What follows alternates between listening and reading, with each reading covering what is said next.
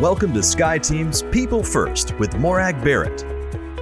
Welcome to this week's episode of People First. And my guest this week is Dr. Joey Faucette, who transforms organizations and cultures from negative Kevin culture to a positive work culture that increases productivity and profits.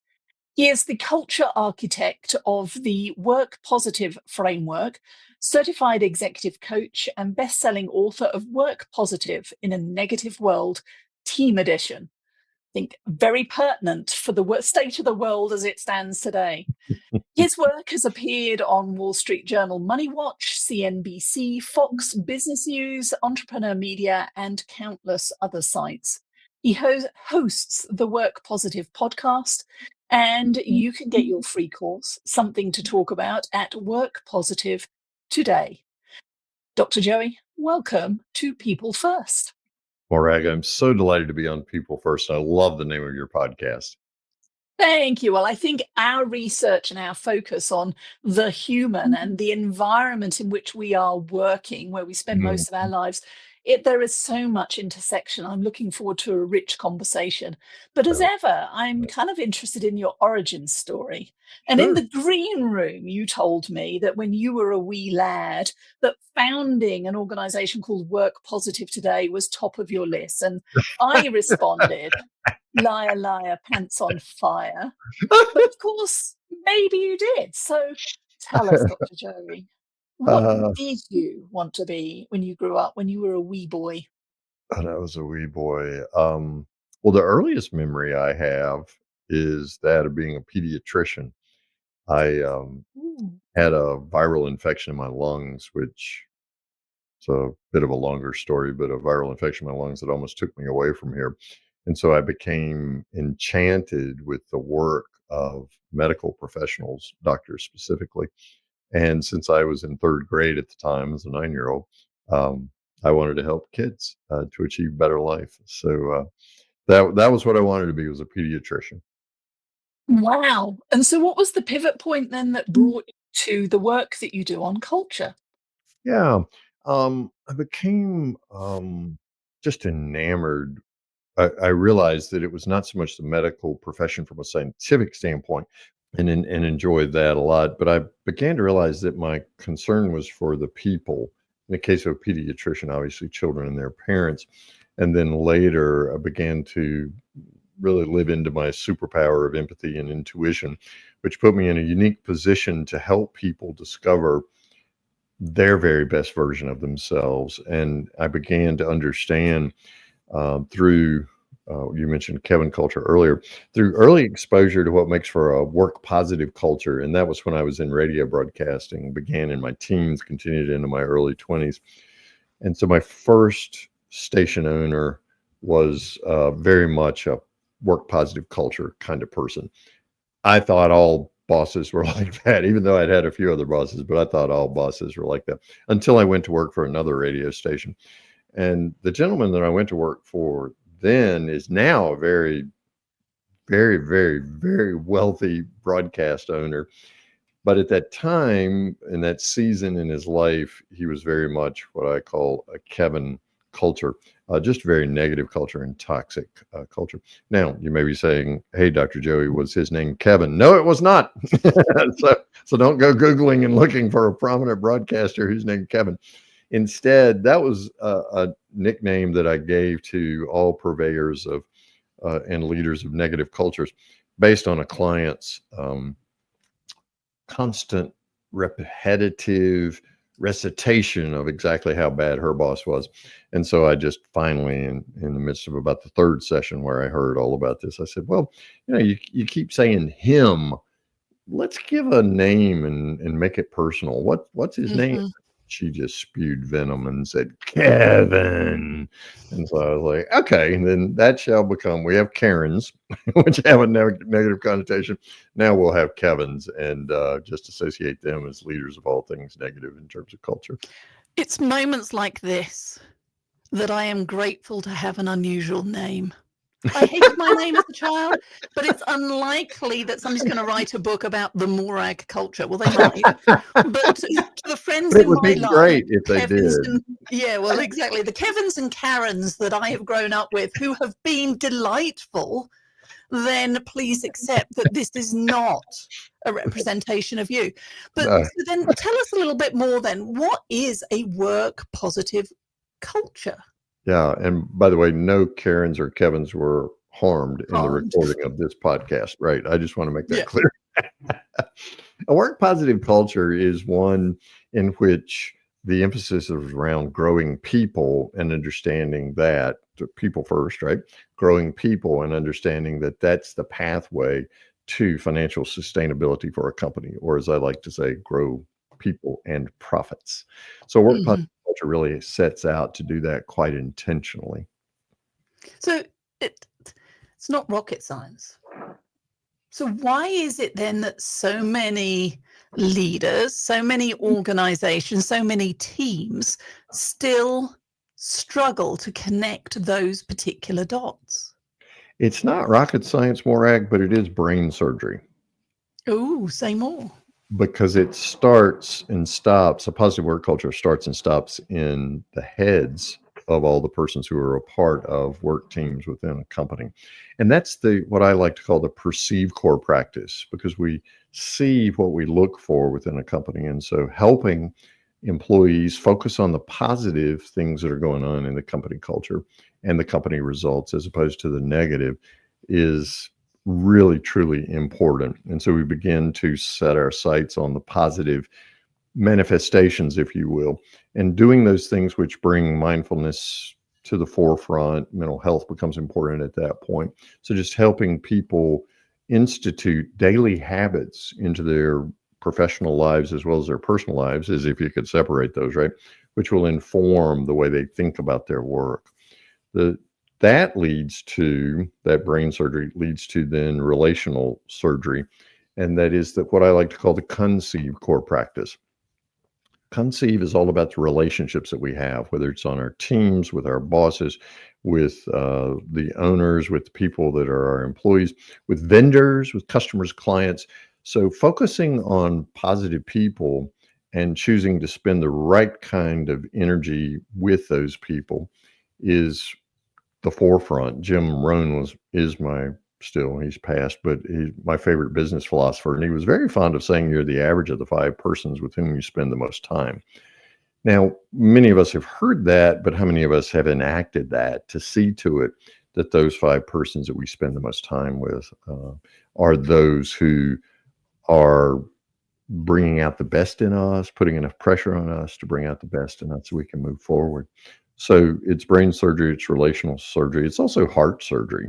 The believe core practice is all about the emotional engagement with one's work. Marek, when I come to work, I want to know that I'm contributing something, first of all. So there's that enactment of purpose. I also want to know that I belong. In fact, that's the latest book I'm working on, is Belonging at Work. I want to know that I belong, and here are the ways that I contribute to the work. Here are the ways that I institute the work. And I also want to know that I can become at work. And that is that there's a designated career path by which I can continue to advance myself. So belonging and becoming are part of believing that the positive is here at work, and that's the key to engagement. So that's the heart surgery. The final surgery is hand and foot surgery, if you will, the achieve core practice. And that's where I really put my hands to the work. That's where I move my feet. Because until someone takes action on those matters to which they give attention, that is their head and their relationships, plus their intention, which is a matter of the heart, nothing happens. There are no results to report. We've paid attention to something and intended to do something, but not done anything. So getting our hands and our feet moving is so vitally important. And that's the key to productivity. Companies that intentionally pursue to grow people and profits, more like companies that intentionally pursue a positive work culture see upwards of 30% increase in productivity among their employees. And they see a 19% increase in operating income year over year, and then a 28% increase in revenue growth. HBR has lots of articles that will support that. And those are just average numbers. I'm very blessed to have some amazing clients that do better than that. So the fifth type of surgery has to do with, if you want to think of this as carving a turkey, because we tend to associate Thanksgiving and gratitude with that particular holiday here in the U.S. So the type of surgery we're talking about here is really understanding the receive core practice, which is all about saying thank you to everyone who keeps the lights on, from customers and clients to vendors to the boss to our fellow coworkers, learning how to serve others, and really enact the law of reciprocity, which means that I understand what I sow will grow. And so I'm ensuring that I sow those qualities that the perceive, conceive, believe, and achieve core practices are positively instituting for our company, but also for me personally, because I want to grow as an expression of my work and work to have meaning. I love that. So, and as I listened to you, there was a movement in those 5 practices from what I describe in our books, You, Me, We, and Cultivate, from a me first to a we first mindset. Absolutely. So the 5 practices that you just summarized for us were perceive, conceive, believe, achieve, and receive. Perfect. So of those 5, which is the one that you find most commonly gets short shrift, the least care and attention from leaders when they're looking at the culture that they're creating on their teams or in their organizations? Great question. Great question. It's like asking me to choose for my children. Mm-hmm. It all starts and stops in your head. And so the experiences I've had with culture leaders, whether it's a CEO or CFO or a CHRO, they expect people to come with a certain mindset to work. I'm not sure they can define that mindset that they want them to come to work with. They just know they want them to come to work ready to work. Well, what does that mean? And how can you assist in the development of that person's mindset so that they are ready to work? Far too often, the attitude has been, and I'm talking about my generation here, Morag, because I guess this is what we were raised with or grew up working out of, and so we could blame it on that. But we know better, so we can do better today. But it's just hey, suck it up, Skippy, get in there, get the work done, come ready to work, without truly considering the complexities of life today. The fact that we have 4, sometimes my friend Marisa Andrada says she's worked with clients that have 5 generations at work, and the distinctions between those generations in the way they approach their mindsets and their experiences in setting their mindsets. It's time. Well, it's really past time, but it's time for we who lead cultures to recognize the complexities of life today, that we're bringing our whole selves to work. And if you truly want me to come and give my best work, put me in a position to do my best by helping me interpret the chaos and the complexity of the world around me, and to really set my sights on what my best work is, a noble cause, the noblesse oblige, that I can look to, that's greater than myself. And I want to see how my daily activities contribute to the sustainability and profitability of the company. And once you make that connection of becoming, then also help me belong, help me achieve that identity, not just as a member of this company, but help me achieve my identity as a human being. And when you do that, I'll run through that brick wall for you to get the job done. And I think you've hit on it there with the belonging, because I know from our own research that it doesn't matter which generation we're from, there are three underlying drivers. One is to come and do my best work. Nobody gets up in the morning thinking, oh, I hope I can really mess up today. Mistakes happen. To feel like I've been set up for success, not just thrown in at the deep end, that somebody has my back. And then you just said it there, that third element of feeling like I belong, that I'm part of the team, and that it's not that there's the cool kids at the lunch table and I'm on the edge, but I am actually in it, whether I'm physically there or maybe working at a distance through time and camera as we are today.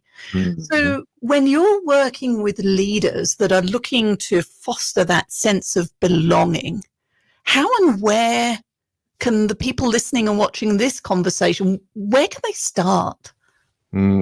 Shifting awareness is the first step to create a work positive culture where belonging at work happens. And that shifting awareness is so multifaceted today. But first of all, as I was talking about with the perceived core practice, that shift has got to be recognizing that I can choose, right, the thoughts that I entertain, and I can take captive those thoughts. I'm not going to geek out, but all of us have in our brains an amygdala, and therein resides the reticular activating system wrapping around that amygdala. Think of that as a movie that plays constantly our formative experiences. Ramit Sethi talks about it in some of his mastery work as invisible scripts.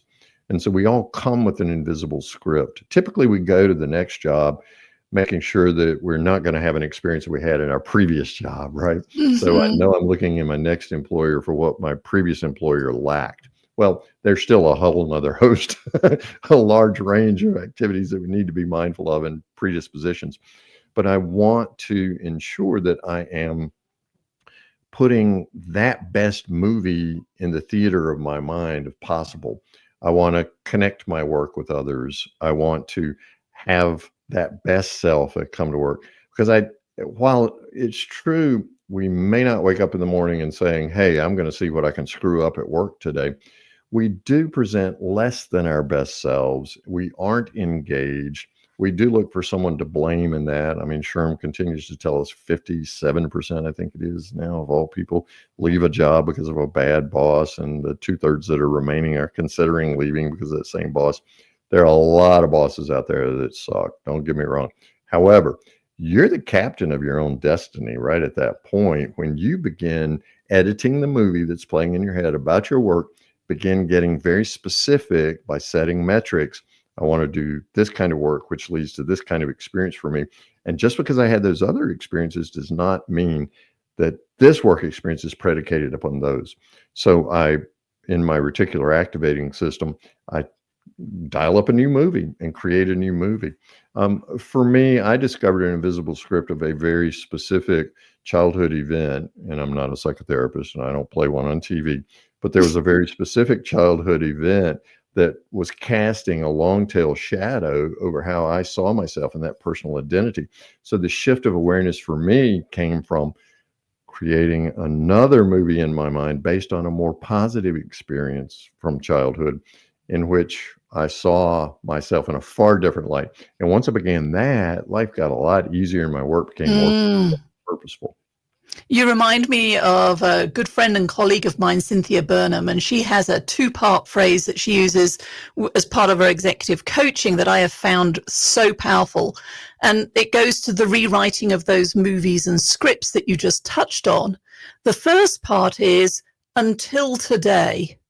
Until today, I could, I couldn't, whatever. It's the until today, I couldn't deliver an effective keynote presentation. I don't know why that's top of mind right now, but there you go. Sure. And then the second part of it is from today. From today, I will, I can, or whatever.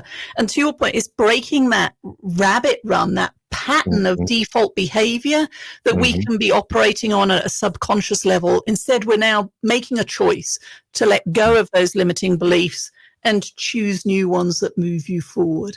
Exactly. Great example. So what are you doing as a leader to create a from today forward kind of atmosphere and environment for a culture for your persons to find themselves in?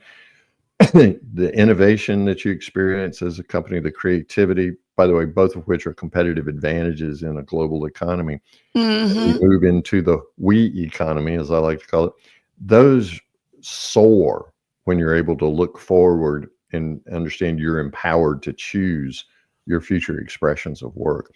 I think, particularly with the rise of AI, but especially generative AI now, and then today, the big announcement about DeepSeek, I think the human spirit captured and expressed through work is the next great frontier. And how can we as leaders empower and release people to solve problems at a faster rate than ever before. Mm-hmm. I'd like to just go back to that point of belonging that you were talking about earlier on. And as I think again about those 5 practices that hold the connection piece is so important. What role have relationships, professional relationships, played in your success? Like so many entrepreneurs, I'm highly gifted in lots of different areas and bought the lie that I could do everything. What Mm-hmm. what I discovered was, Morag, that I can do everything, but I can't do it all at once. So if I truly want to leverage my superpowers and have the positive influence on the world that I've been called to have, that means, and this is the second part of belonging at work for me, that is, I got to create a team that knows how to collaborate.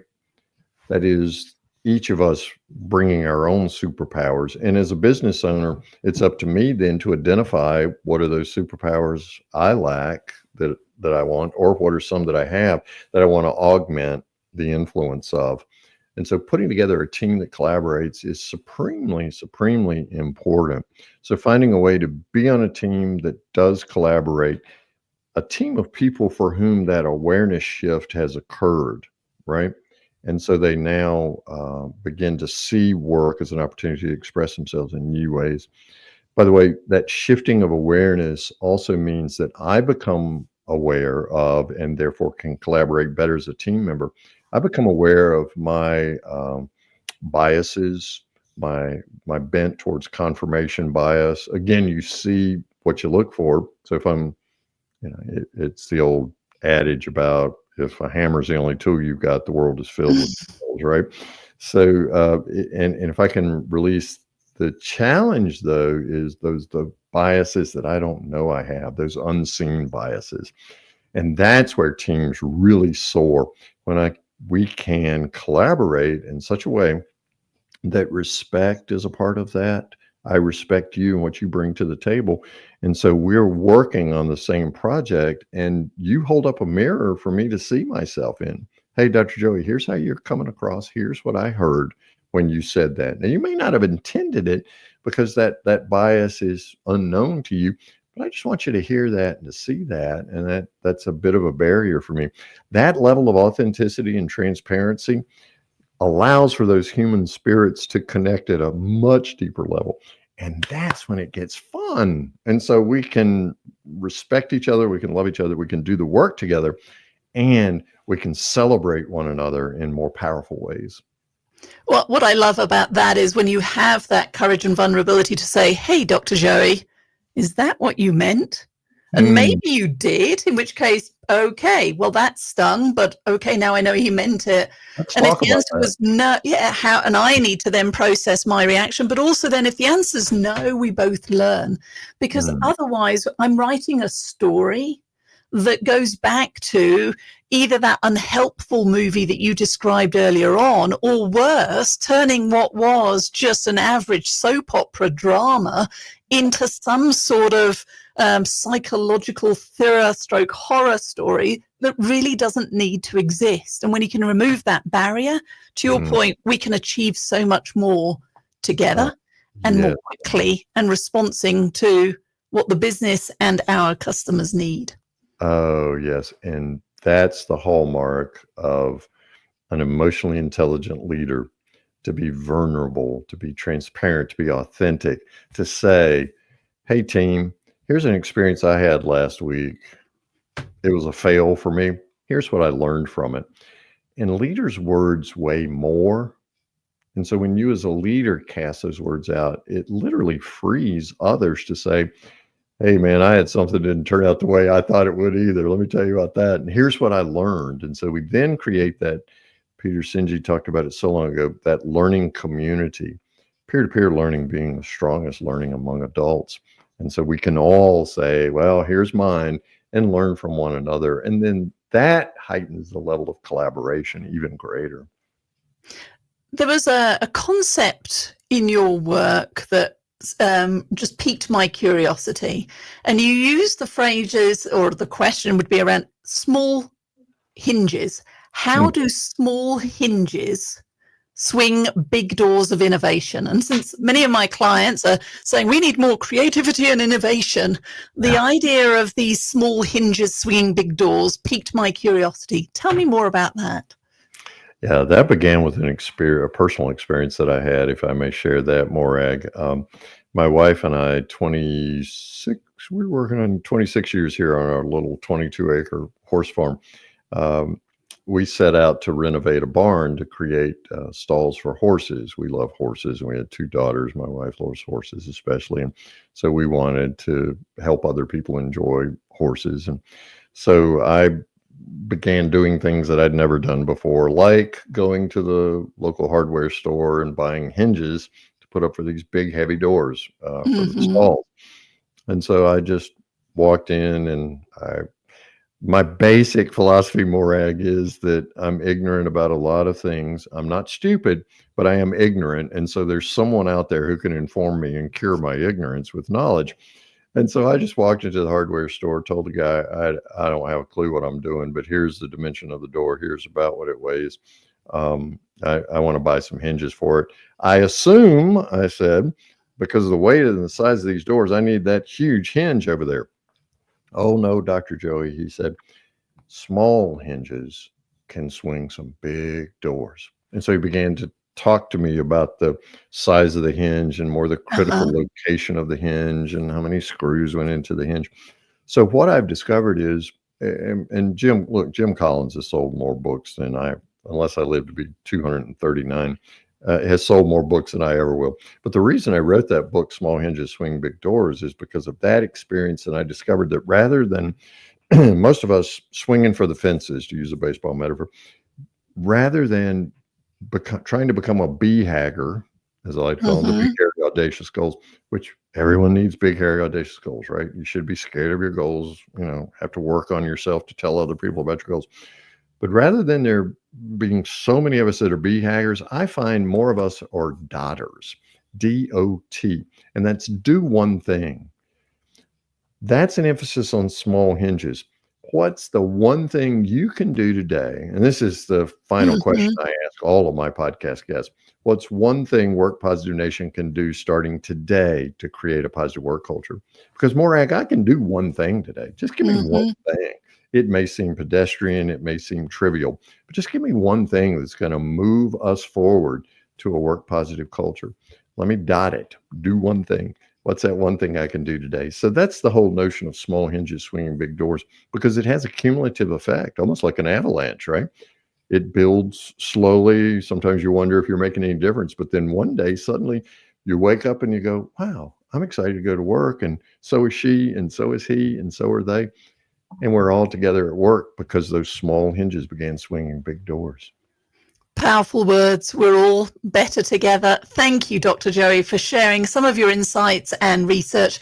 Where can people learn more about you and the work that you are doing at the work positive culture? Yeah, right. Thanks so much for asking. If you'll go to workpositive.today, that's workpositive.today, you'll find an opportunity there to get lots of information. We're in the process, and I don't know exactly when this will air, but we're in the process of literally shifting the website over to where you can come in and do a free work positive culture assessment. We've identified 3 stages that companies work through and organizations work through on their path to creating a work positive culture. You can discern where you are in that journey.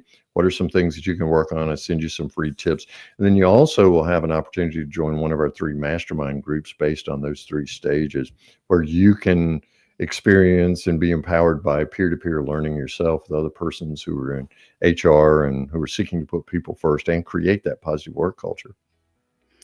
Peer learning. We're all better together. Dr. Joey, again, thank you for joining me here on People First. Morag, the privilege has been mine. Thank you so much. Thank you so much for joining Morag today.